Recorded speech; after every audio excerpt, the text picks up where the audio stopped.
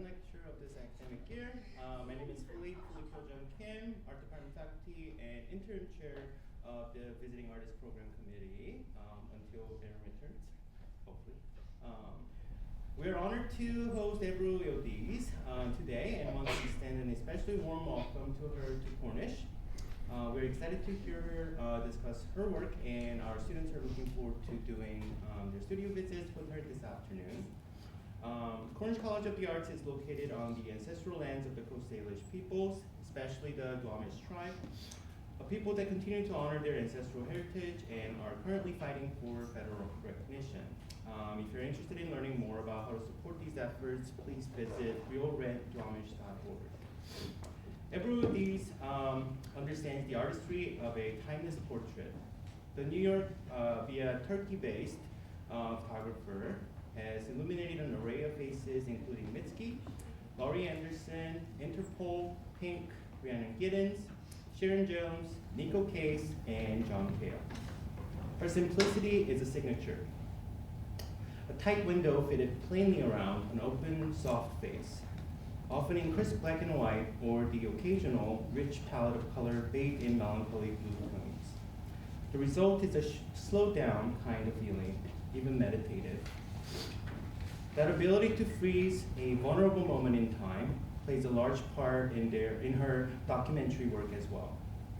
Maybe part of that stems from her early days taking photos at DIY shows around New York, in the kind of rooms that are cluttered and abrupt. In her first photo book, We've Come So Far, The Last Days of Death by Audio, Yildiz documented the closing of the DIY space, isolating those brief raw moments, magnifying their modesty and candor. In both her portraits and her documentary work, Yildiz managed to hone a tension while simultaneously unlocking something angelic and loose in her subject. It's nearly palpable. She continues to self-publish a series of zines. Each issue focuses on one subject. Her work appeared in publications such as New Yorker, the New York Times, Wall Street Journal, Pitchfork, and Rolling Stone, etc. Please join me in welcoming Ebru Yildiz.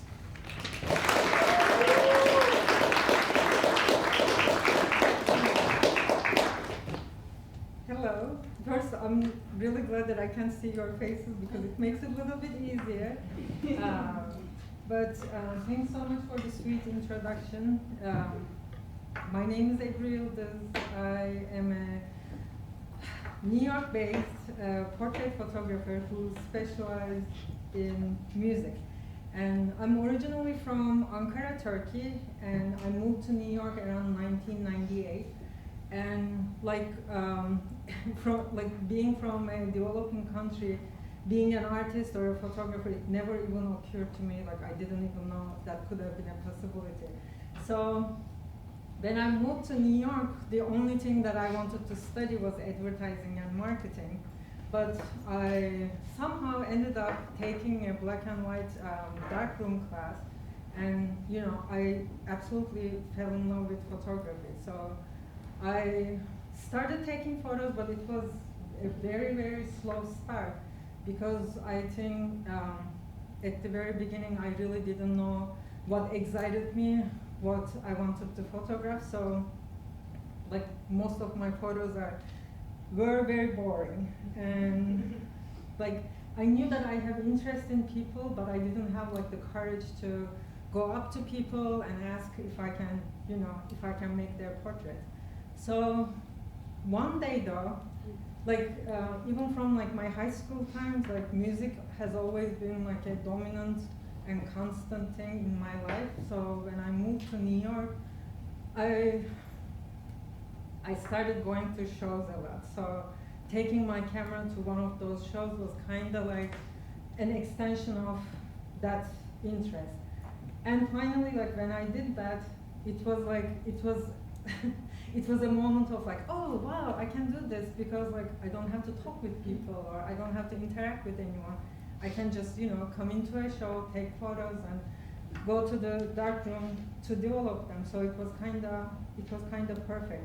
And to be honest, like I never thought of it as a job, just because I enjoyed making photos so much, and I always thought a job is supposed to be something you hate and not something you love.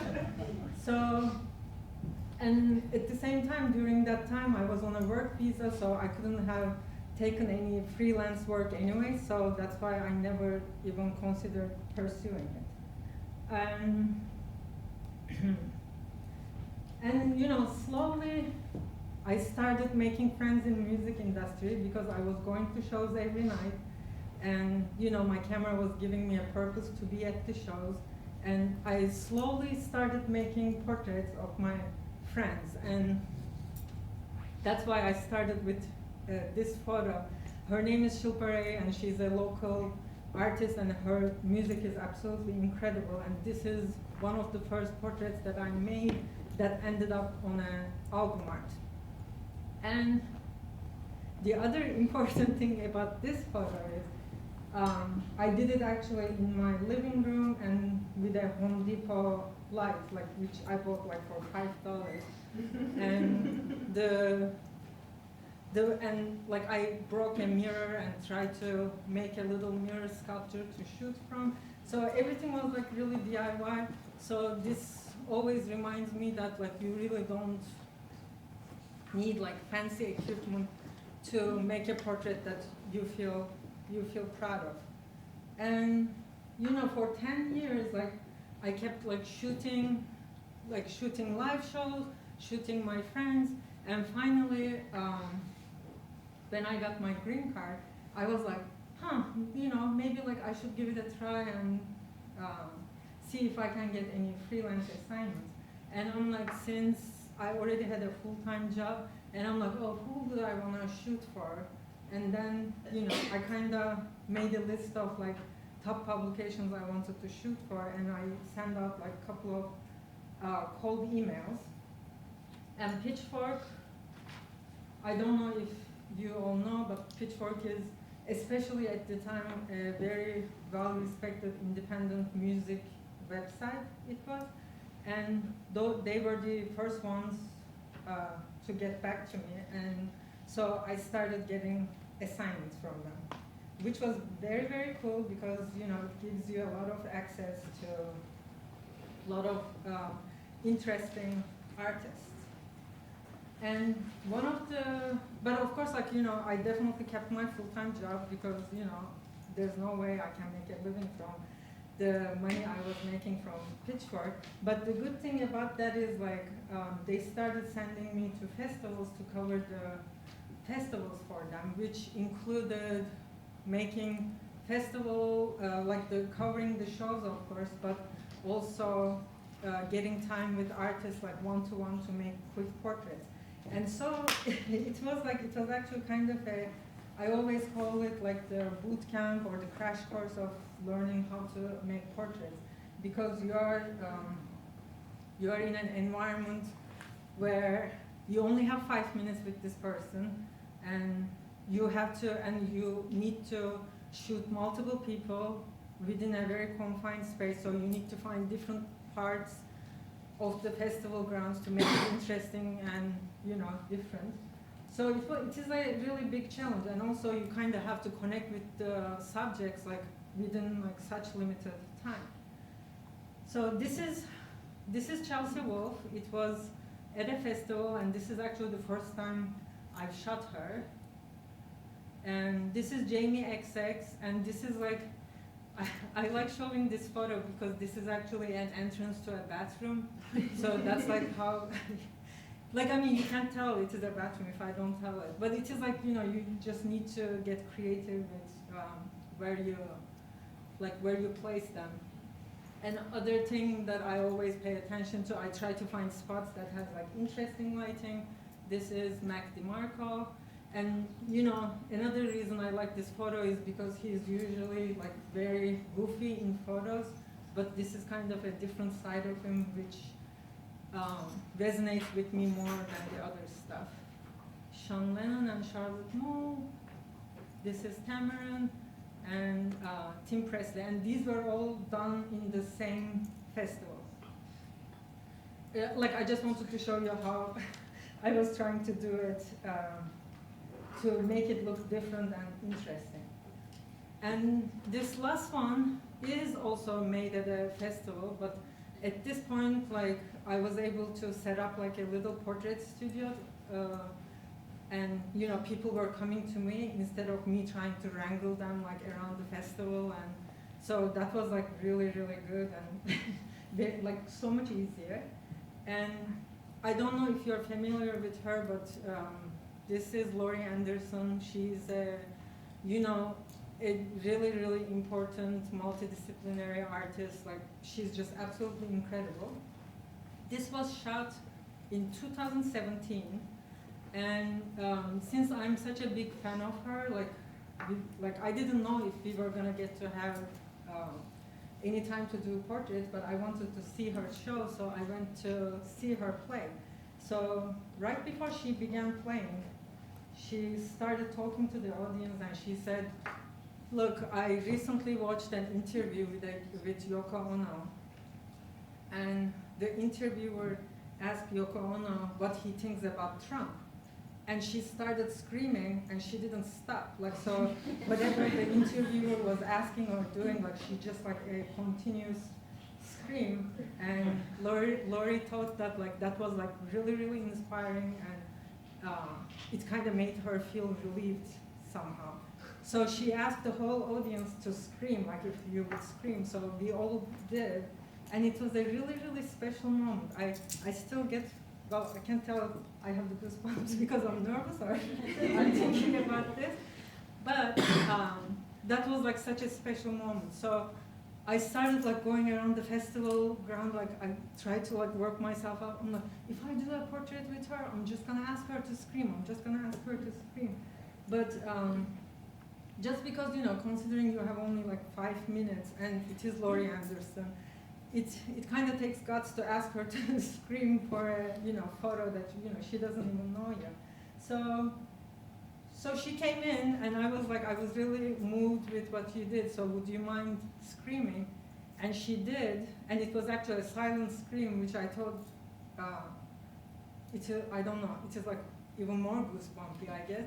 So she did the silent scream, and I literally clicked my camera like 5 times, and then she's like, okay, I'm done, and she left. But, you know, I got this photo that I feel really, really proud of.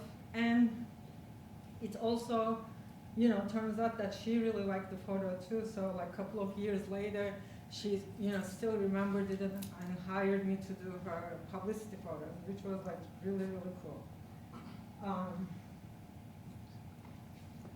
So anyways, like these were, like I was doing all these while I still had a full-time job, and once I felt like I had like enough freelance clients, I decided to quit my full-time job and try to do this as a full-time freelancer, which is like incredibly scary to this day, and you know, it's been like over 10 years.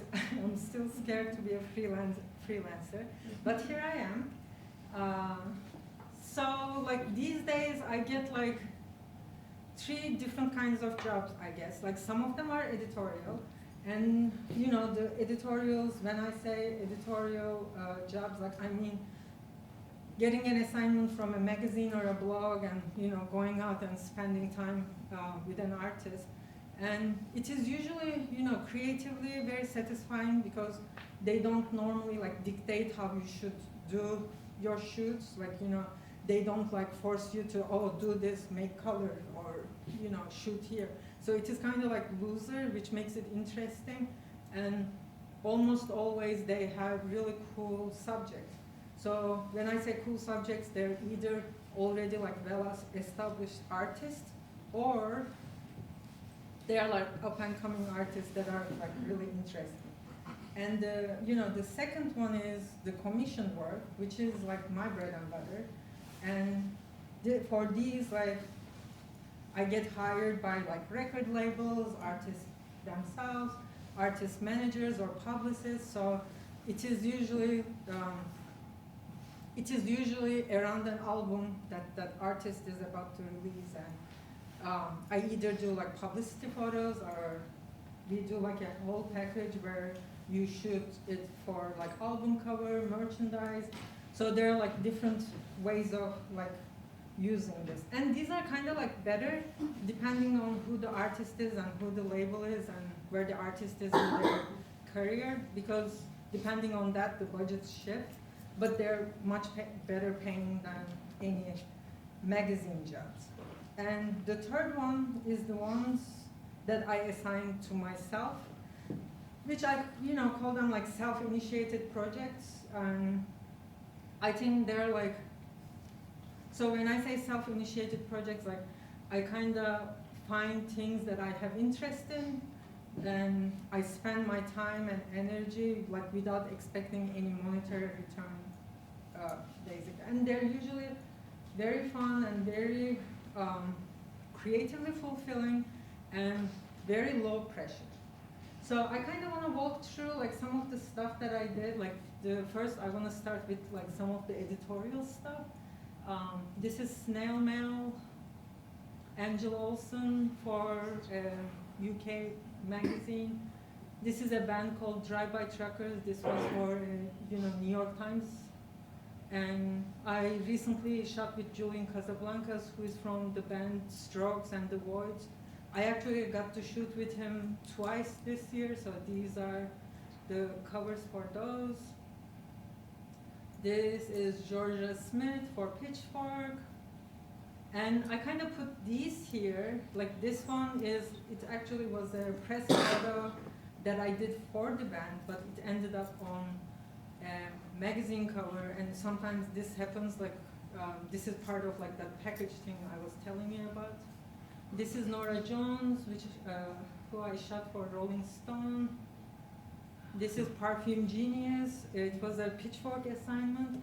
And this was actually like in his New York hotel room. And if you've been to New York, you know that like even the hotel rooms are really tiny, so there wasn't so much to do. But sometimes I carry with me like what I call fun makers. So I use something like to just like give a little bit more like color or depth, like something a little bit more interesting. These are again some covers which were originally shot as publicity photos but ended up on these albums. And starting from here, this is like some of my commissioned work. This is Anna B. Savage. She's on City Slang Records.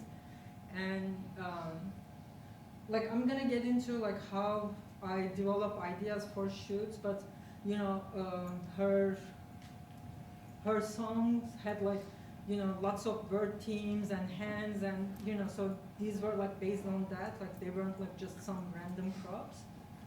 And Nico Case, she's one of my favorites. She's such a badass. And this is Pink, and this was shot in California.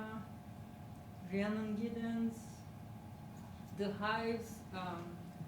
They had a song about like like office work or something. So they wanted to shoot in Wall Street. So we walked around in Wall Street to make these.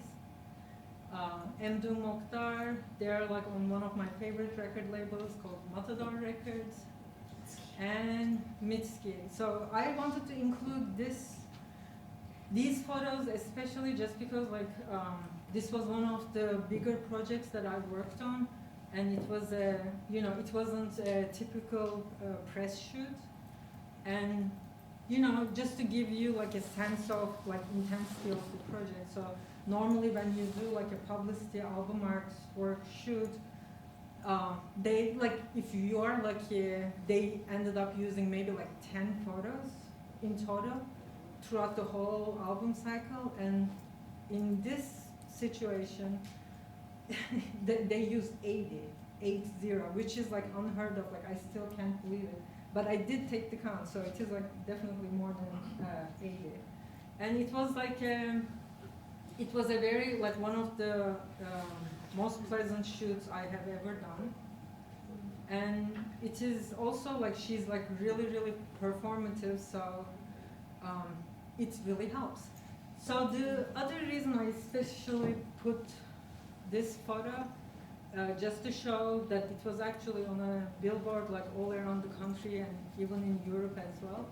And this is another thing that, like, sometimes people ask me, like, what kind of cameras I use, how do I get the film look, or, people sometimes get more technical. But this is also a reminder that, like, you really don't need much to make a photo that you feel proud of.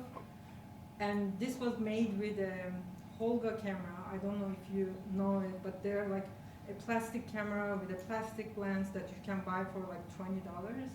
So like even a camera like that could end up like in a billboard, basically. This is her flying. She is on a trampoline, which she didn't know I was bringing one till the day of the shoot, but because it is one of those things, I didn't want to put it in advance and get a no and give her time to think. So it was more of a on the day she got to learn. And this is Pink, and this was during one of her music video shoots. So I actually didn't know what it was going to be used for, but it ended up being one of her main campaign photos for her album. And some album art. This is one of the recent ones, and this is Chelsea. You might remember like the first festival photo that I showed you. That was like the first time I ever shot with her. And then like you build relationships, and sometimes like you get to shoot them again, and for her album cover. And this is an EP she recently released, and this is another album art that I worked with Mitski. This is one of the older, like the one before the last album. And Cigarettes After Sex, and they're like one of the bands that I have a long-term relationship with as well. This is that same photo turned into a single cover, and this is like again like the very first photo that I showed Shilpa. This is like we continued our friendship and our photographic relationship. So I've been like working on all her album art, and this is one of her last ones. As you can tell, it became a little bit more complicated, but not as much. And this is another commissioned work with Tom York, and I specifically put this because it was like one of the more challenging shoots that I've done. It is because like I was told that I wasn't supposed to, like I wasn't gonna shoot him while he was playing, as it was so quiet, but he ended up saying I'm okay to shoot, so I had to work with a camera I never used before. And turns out like he doesn't do takes, like he plays it once and that's perfect and he's done. So it was like a really short shoot.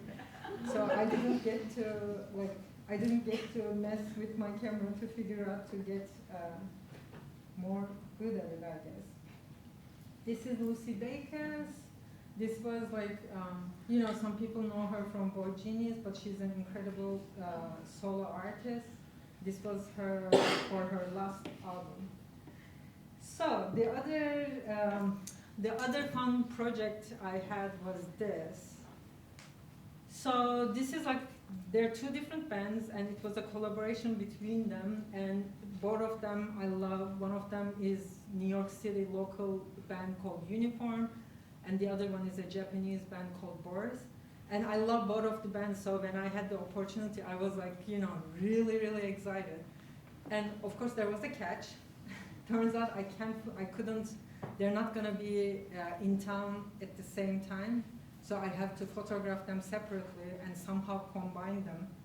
And I really didn't want to do it on Photoshop, just because, they're like, both of the bands are like really rough, raw, loud, like I thought like, Photoshop was like too slick for them. So I decided to view them together, and this is what I ended up getting. And the other trick is like I was supposed to shoot them 1 week apart, but of course the second band was available like maybe 4 months later. So by the time I shot the second band, I totally forgot how I set my lights, because the whole idea was like shooting them with almost exactly the same light, so it would be like a seamless weaving situation. But I think that we kind of nailed the light. So let's see. Okay, so this is like, you know, when you're working with an artist, there are like so many restrictions that you have to keep in mind. Like, you know, most of the people are gonna tell you, oh, we have to see their faces clearly. It has to be a color photo or this and that. So there are like so many things, or it needs to have a clean background and all these things. So, but with every shoot, I really like doing one thing that's experimental, because I think like it keeps it fun for me, and also I think you always end up with something interesting. But the only thing is that you could, like, you have to be in a mindset where you're okay with looking like you have no idea what you're doing.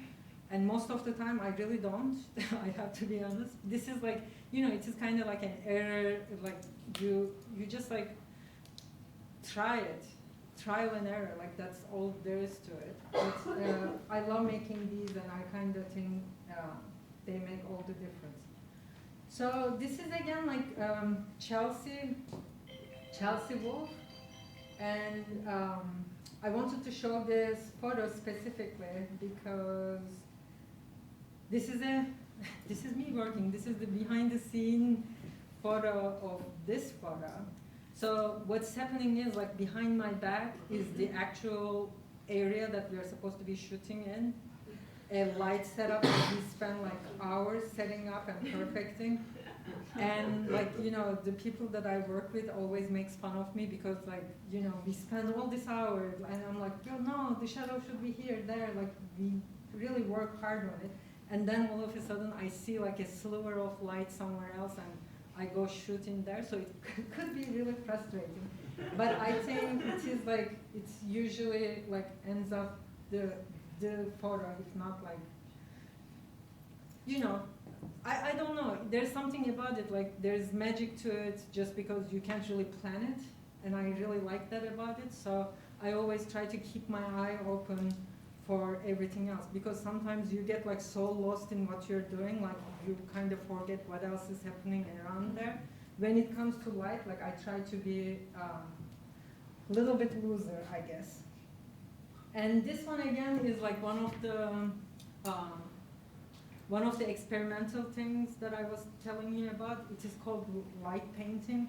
So I usually do them like in a room like this where I don't see anything. So you kind of like paint the person in with a flashlight, and you absolutely look ridiculous doing it because you're kind of like running around with a flashlight, and it could be like, and the other thing is you may or may not end up with something you love. So this was one of the more successful ones.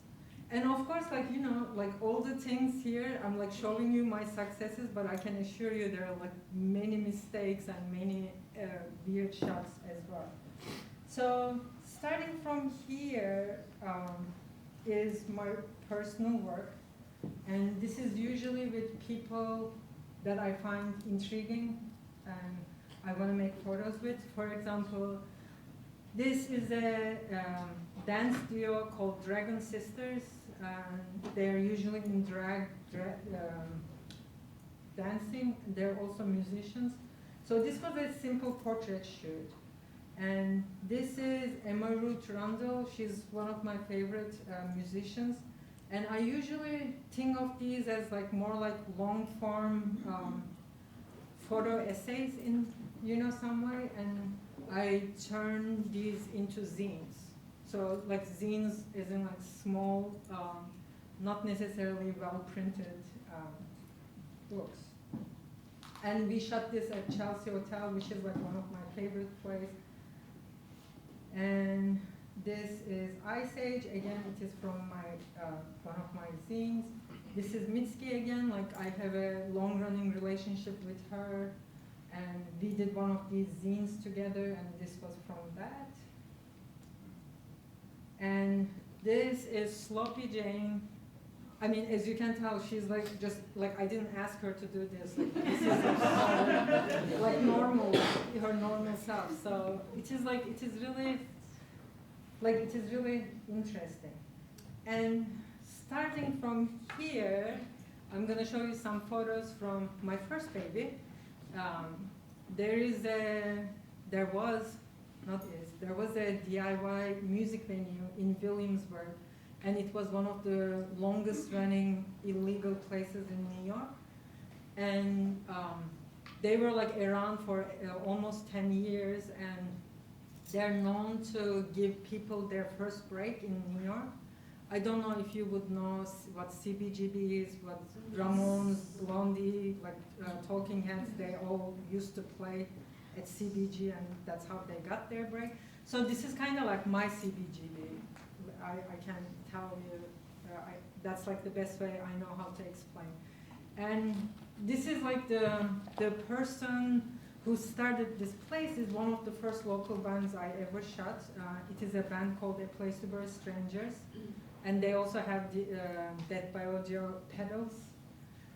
And so when they learned that they're gonna and this place is not only a venue, but it was like there were artists living in it, there was a pedal factory, there's a recording studio, and they do like art shows there. Like it was a really, really special and very important place. So when they learned that they were gonna get kicked out, they decided to go out with a bang. And so they invited everyone that played, and everyone that they played that venue or got their first start there, who became like nationally known, they invited those back to play one last time.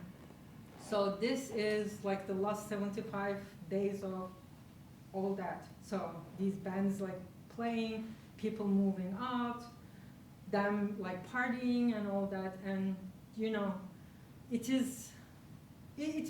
really is a special place. So I really wanted to spend that much time. So for 75 days, it means like I didn't get to work, I didn't get to do anything, but I just did this. And with projects like this, when you put in the time and the effort, other people I think recognizes it. So a trust builds up, and they either don't realize you're around with a camera, or they just think that you're there to document, and it is okay. And these are like some random photos. This is Oliver, A Place to Bury Strangers. He is the A Place to Bury Strangers. This was in their room in Death by Audio. They had like this huge net that was hanging over their kitchen, and as you can tell, like there were that's a big kitchen, at least for New York. I don't know how it is here. There were like 10 to 15 people living there at a time. And this is like, I love this photo, but like that woman is jumping. Like she's not like she didn't jump off from somewhere. She's just like, I thought it was like so crazy that somebody could have that kind of energy. And this is Future Islands. Like I remember like they played this show. This is like such a small venue, and then they played Terminal 5, which is a really big multi-thousand people venue. A few days later, and their shows were like sold out. Ty Segall, John Dwyer from the OCs, and this is like all the speakers from the last day. And Lightning Bolt, which is a really, really loud and awesome band. This is actually Mets, a band from Canada. Yes. So my second long-term project was about Turkish music. So when I was growing up in Turkey, like I kind of,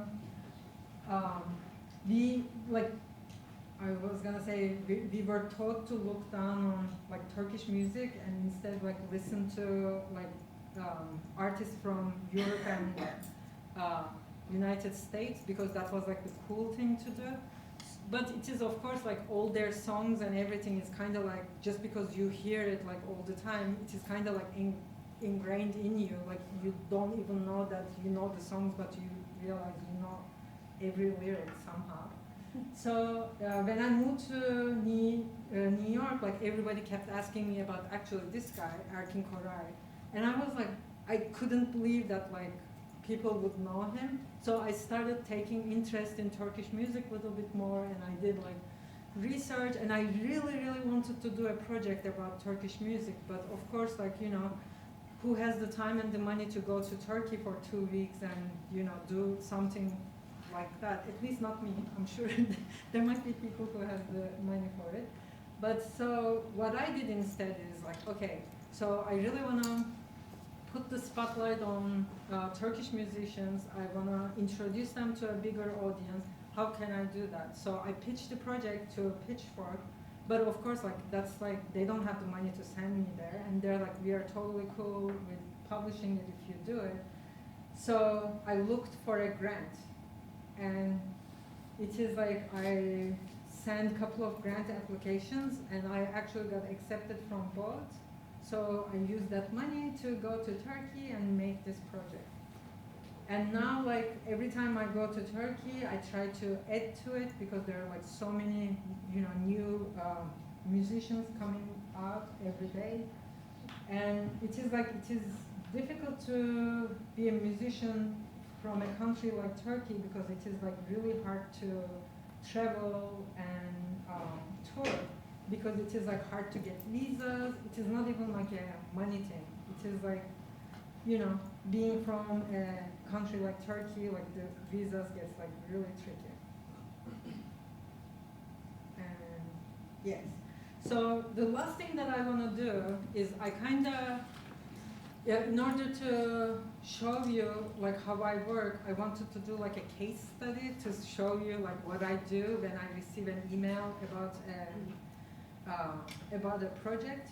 And I kind of want to walk you through it, and I thought like Interpol shoots I had with them like a couple of years ago would be like the best example. So, okay, let me take a breath, let's see.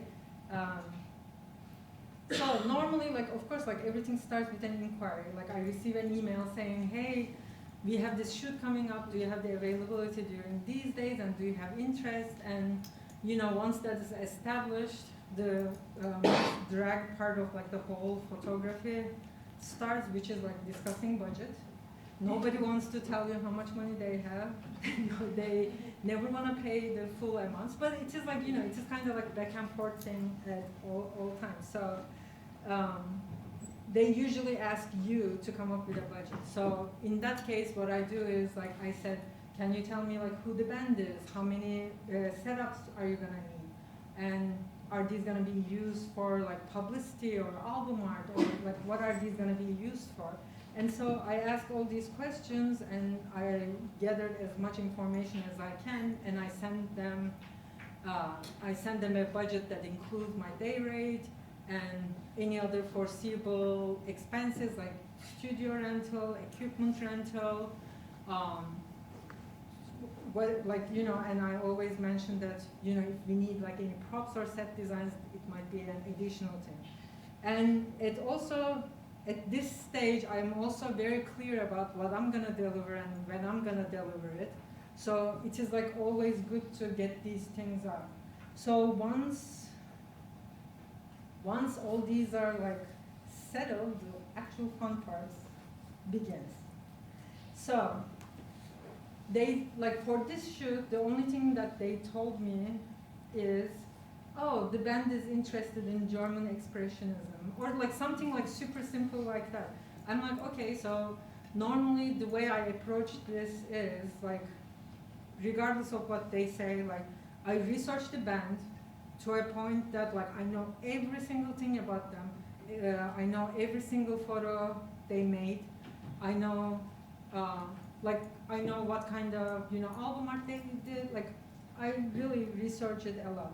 I listen to their, because, you know, you don't want to do something they have done, especially with a band like Interpol. I don't know if you're familiar, but they've been around for a while, and they're really fun to photograph. So there are tons and tons of photos. So it is coming up with new ways to show these people is kind of a challenge. So like I listen to the music, which is like one of my favorite things about the job, because you get to hear the album before it gets released. If they provide me with lyrics, I read them. and like I started like coming up with ideas, like visual ideas. So after all this, I like making an inspiration board, which is this. Because I learned from experience that whenever you say, oh, I would like to make like some moody photos, and you quickly realize that moody doesn't mean the same thing to other people like it might mean to you. So visual references really help so that there won't be anyone that is disappointed. So this is what I prepared. This was like the first section. Hold on. And it is like, it involves like some set designs here, and then this is like I suggested doing a light painting because I know that from my research that they never done anything like that before. And I suggested like long shadows, which goes with like the first set design piece that I had. Like, so it is kind of, they all work together, because when you're making these photos, you kind of want them to live under the same umbrella, but you want them to look different, and you know, so they could be used for different purposes. And another lighting scenario where it is like lots of shadows and like something put between the light and the person to create like these shades. And of course like the classic light, which, you know, I try to do this like for every shoot, because you really can't do wrong with these kind of photos, and they always stand the test of time. And lastly, I always put placement ideas. This is like, this is mostly for me, because it is kind of a cheat sheet. Like when you're like placing 3 people, you here, you there, like, you know, you're constantly moving them around, and at some point you freeze and you're like, you realize you don't have any more ideas in your head. So it is like kind of cool to be able to go back and, you know, look at these to give, like, to refresh yourself. And, you know, this inspiration board is like for them to see what I'm going for, but it is also for me to keep myself organized. So what happened is, like, I sent this inspiration board to the label, which shares it with the band, and they discuss it, and thankfully, like, they actually loved every single one of them. So in this case, like, what I need to do is, like, as the photographer, I need to find collaborators to work with me on this so that I can get, I can get what I need. So there is a person that I work with on set. So I sent her the inspiration board and asked her if she would want to do something for this. And she came up with this. And it is also, you know, you can do a set for like thousands and thousands and thousands of dollars, but obviously we are like limited with budget. So what, like, knowing what the budget is, this is what she said we could do.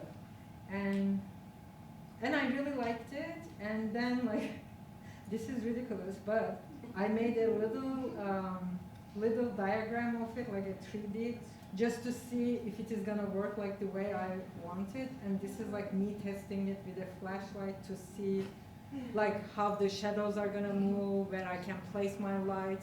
And light is something that I really think about. I give like so much importance, like, you know, the shadows in the background. So this is how I work. So then this, like, I'm gonna show you the results as well. This is the light painting. And also, like, you know, you're gonna realize, like, so all the inspiration board is like, it is kind of starting points. And they're all by like different artists, like all the photos there, they were by different photographers or like, you know, filmmakers and this and that. So you really don't wanna repeat someone else's work, but you kind of like take it and then make it your own, like with other things. So this is the light painting. This is the classical light that I was saying you can't really do wrong with. This is the set, and as you could see, like, I got all my shadows there. And she did like, she hand painted all these and cut them and sized them and all that. And you see, like, I'm getting to my long shadows, and again like long shadows. You know, it is kind of like in between the classic light and the shadowy one. And this is like the gobos I was telling you about, like putting something in between the lights.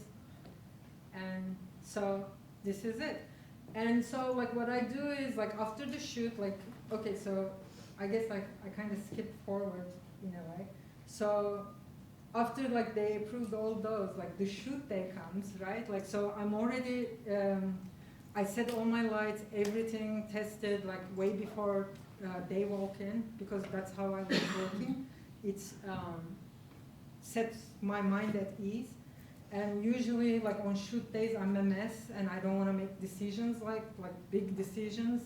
So that's why I like preparing everything in advance. And you know, during shoots, like I get like so nervous, like the way I was feeling today, right before you guys walked in here.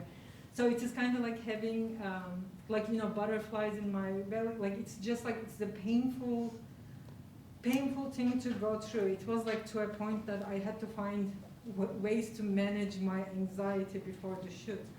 And but of course, like the minute they walk in and you know you shake hands, everything is like okay, and I completely forget about it. And I don't know, like, you know, somehow like I get in a work mode and I think absolutely nothing else. I just work, think about like lights, think about like expressions and all that. So after the shoot ends, like I select my favorites and send it to the label, and they pick their favorites and they get back to me and I retouch whatever it is they select, and I deliver the photos, and that's where the project ends for me. And you know, these photos kind of like take a different life of their own as they're used, as the fans interact with them, and you know, it is really, really, really fun and flattering to see your work out there. So this is how I work. And the only other thing I have to share with you is like, there are things throughout like whatever 20 years of making photos and working with artists, there are things that I've learned that I think are like works for me. So I kind of wanted to share it with you, hoping maybe you'll find some inspiration in them as well. But you know, everyone's journey is different, so like something that works for me may not work for another person. But so the first one and most important one for me is treat every project like it is the most important thing you have ever done in your life.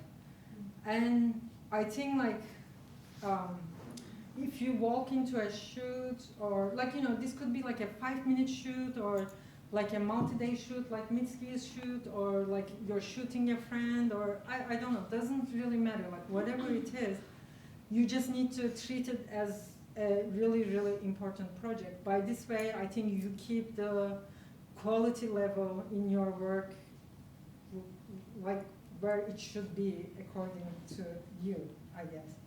And this also goes with like, it is kind of I really think that that's so crucial. If you try to do your best all times, like I think it pays off over time. And I think the same thing goes with the people around you too. Like, so I think that you need to, like, with a profession like this, but I think being a human, to be honest, you just need to be like, to like treat everyone with gratitude and respect. And I think that kind of approach sets the mood. And I'm not even talking about like, you know, the famous people versus non-famous people. I'm not even talking about that. I'm talking about like, you know, when you do a shoot, it could be like a delivery person that's bringing a garment back with clothes, or like it could be head of the label, or it could be like a stylist assistant. I think you need to treat people equally and with the same kind of respect everybody deserves. And you know, one of the questions that I always get asked is like, how do you get people how do you get people comfortable in front of a camera? So nobody is comfortable in front of a camera. Like absolutely nobody. Like it is like 99.9999%. Nobody wants to be photographed. Nobody wants to be looked at. And you know, it is a challenge. And I always make fun that like I'm making my living out of like making other people miserable. But it is really like I love making photos. So what can I do? But so how can you make people comfortable? Like I mentioned when I was talking about with the inspiration board, I really researched the people because I think to me it shows that you're interested in learning about this person, you're putting in the time, and most important thing is like I'm not talking about, oh, learn everything there is about this person and just go tell them to show off, but it is not that. But I assure you that it comes in places where you don't even realize. They would say something about a previous project, for example, you would already know it, so you can actually comment on it, which shows them like discreetly that you did your homework, which I think is a really important thing because they know that you're taking this and taking them seriously. And also, like, you know, being prepared for the shoot is really important. Like, I always love setting everything up. Like, it means like extra time on my side, but I'm willing to give that time. And I think people, you know, people respect people going out of their way to do something for them. So I think all these have like positive impact about like people's psychology. And I always like plan like crazy just because, like, you know, you saw how detailed my inspiration board is. I plan like crazy, but it is not because like I follow it like to the teeth, but it is mostly like to make myself feel good that I'm prepared for this. And when I walk into a shoot, then, you know, you set the mood of that shoot, that like, you know, you look like you know what you're doing.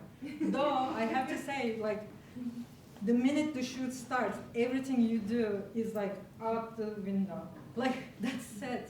We tested it like the night before, we tested it in the morning, like the ones with the walls, and I ended up placing them in the wrong spot. Like, it wasn't like the spot that we tested, it was just like a height thing, so I had to push them. Like, you know, so it kind of like, that kind of stuff happens all the time. But, you know, being prepared just makes you feel, I guess, like confident. The other thing I find comforting to people is giving directions. Like, people make fun of me because I even direct their eyeballs, like, you know, your eyeball here, your eyeball here. So it is, when you're like giving constant direction to a person, first of all, first and most importantly, it lifts off the responsibility of their shoulder to yours, because they don't have to think anything, but they just have to turn the same angle you said and drop their chin or head this way, whatever. So it kind of like takes off the pressure of them. And the other important thing is like, you sound like you know what you want and you know what you're going for, and you are gonna get there by giving these directions. So all those, I think, plays into people's psyche. And the other thing that helps me is having like little photos printed that shows, like, you know, how to sit, how to stand, where to put your hand, and this and that. Like, and I'll put out like so many of them that I think fitting to the certain like whoever I'm shooting, like whatever works for them will not work for Mitski, whatever works for Mitski wouldn't work with Chelsea. So it is kind of like I customize it, and then you'll be surprised. Like, it's so interesting. Like, in the middle of the shoot, you'll see them like strike a pose that was in one of the photos. So it is like it stays in people's mind. But again, like, you know, it is never to make it exactly the same, but it is, you know, as a starting point. So the other thing is like learn, I think, what is important to you. I, over the years, find out like I'm obsessed with light. Like, that's one of my, like, I think about light, I look at light.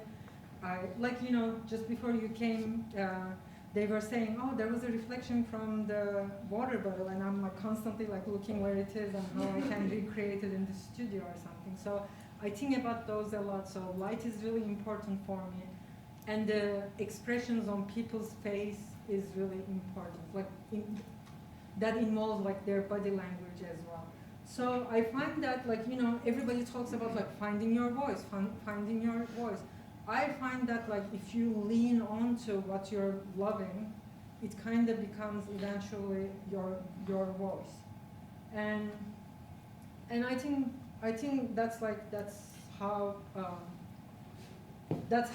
it has been for me at least. And these are like random talks that I'm saying were important to me, so bear with me as I go through them. And the last one is self-promo. It's the vein of my existence. I hate it so much, I absolutely hate it, but also I think it is something like really, really important. Like reaching out to people is like really important. And my suggestion to you would be, you're going to reach out to people and you're not going to hear back, and that's just okay. Like you don't know what's going on in people's lives at all, so you can't really take it personally as in, oh, they didn't like my work or this or that. You know, there are like situations where I emailed this one photo editor persistently over the years, only like, you know, 10 years later, she's like, oh, let's have a meeting or something like that. You know, it is like, I think not giving up is like really important. And there are some things that I recommend doing, and that is, like for example with photography, do at least one thing every day about photography. It could be like reading a book, or looking at a photo book, or taking photos, or like whatever it is, just one thing, and I think that would build over time. And you kind of need to do the work. The work is in like, you have to make photos, obviously. So I don't wait for a job to come and find you. You can create your own projects, and to be honest, like freelance work is like so up and down. Like there are like long stretches of time like you may not hear from anybody, where you're like questioning your entire life's decisions. Did I make this right choice? So there are like all these things that happens, and I think those are the times that are the best times to create your own work, just to keep yourself busy and like, you know, the wheels turning. And then I also say do the work. Like I think you should, like, you know, reaching out to other artists, reaching out to photo editors, like you just need to be like active, like actively seeking.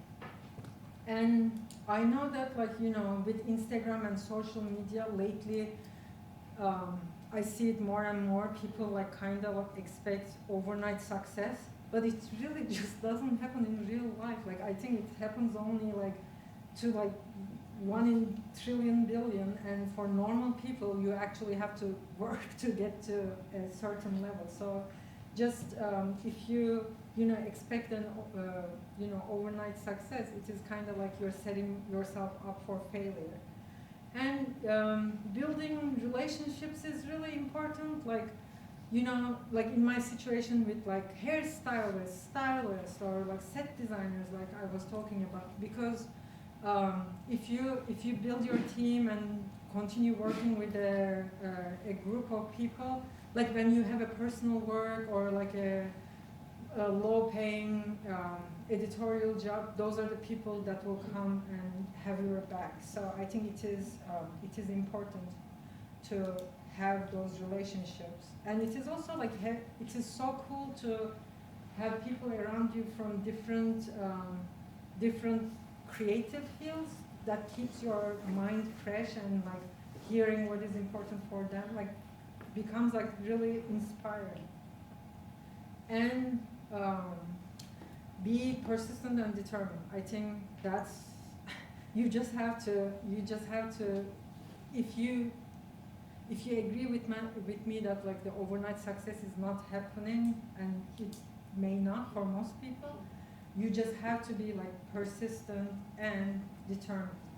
And the last thing I'm gonna say that I try to apply to myself, like whenever I accept a new project, I try to, weighed in my head, and I read it, like a friend of mine posted it on Instagram, and it just made perfect sense to me, so it stuck with me.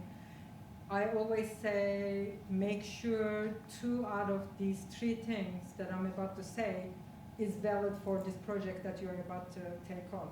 It creatively satisfying, financially satisfying, and good hang. Like if good hang / good people. So if 2 out of these 3 holds, I think it is a pretty good project. If all of them, that's kind of like the unicorn, I guess.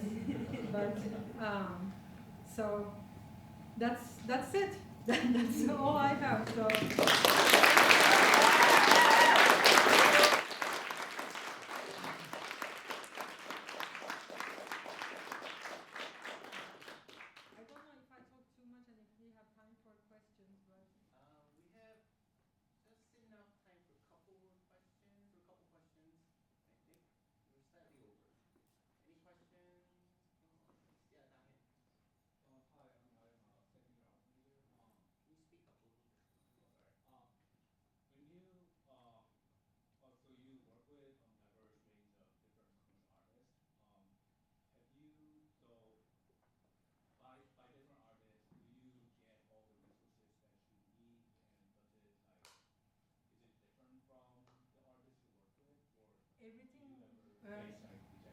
Can you repeat that last part? What is it that I get?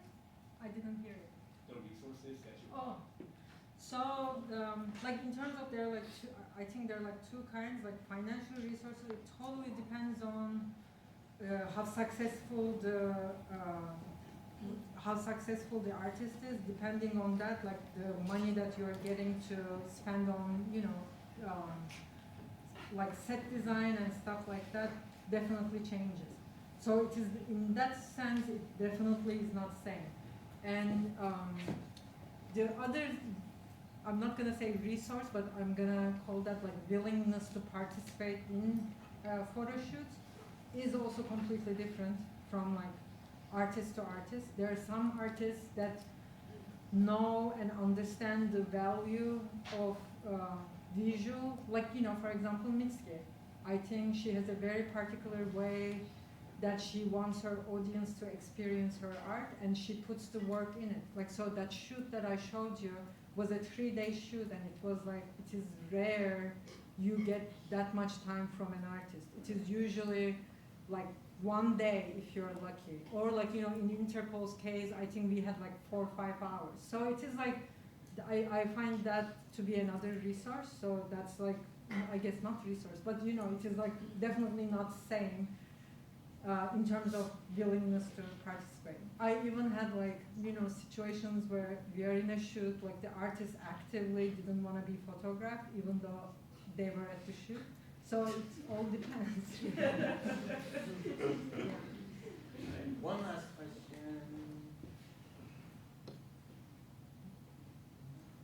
Could you talk a little bit about how you build relationships? Like, I understand that relationship building is important, and that there's this kind of, what I understand, at some point in the career, the emails are coming to you, but then there's a lot of like reaching out to people, and maybe just a little bit about the arc of like how you started making relationship with artists versus like where you feel like you're at now. Yeah. So like at the very beginning, like I was at the show, like going to the shows a lot. So it is like you're showing up to this one person's show every time they play. So you kind of get like visually acquainted that way, and then you started saying hi, and like, so that was like the really very beginning. And then like there are there are artists like, for example, Emma Root. We did a zine with her recently, like, but I never met her, but like I've been following her work for years. So it is kind of like being active on their like social media, which comes naturally because you're genuinely interested in that person. And then like while she was in town, hey, do you want to make photos? And that's like one of my favorite questions. Want to make some photos? Like, so that's like how I lure them in, I guess.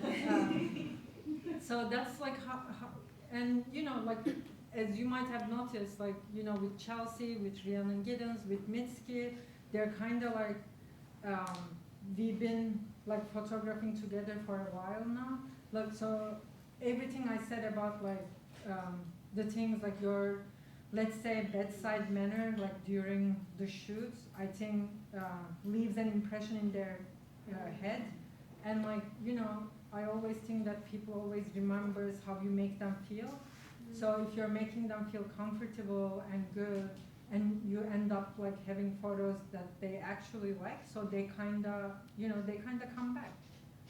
And with photo editors, it is like, and labels too, it is kind of different because I don't think like in music industry there isn't necessarily any loyalty. But that's also understandable too because like, you know, I have a very specific style, so it may not fit for every artist that they have. So it is kind of like, you know, being remembered. And how do you get remembered? Like being in touch. So, but one of the things I was gonna say, which I'm like, it's funnily, I think I skipped it, but there was a part that I was saying, make sure to go out and network. I suck at it. Like I absolutely suck at it. Like there's nothing else I hate more than going to an event and trying to like network with people. So, you know, that's another way to do it. Thank you. No, thank you so much for coming.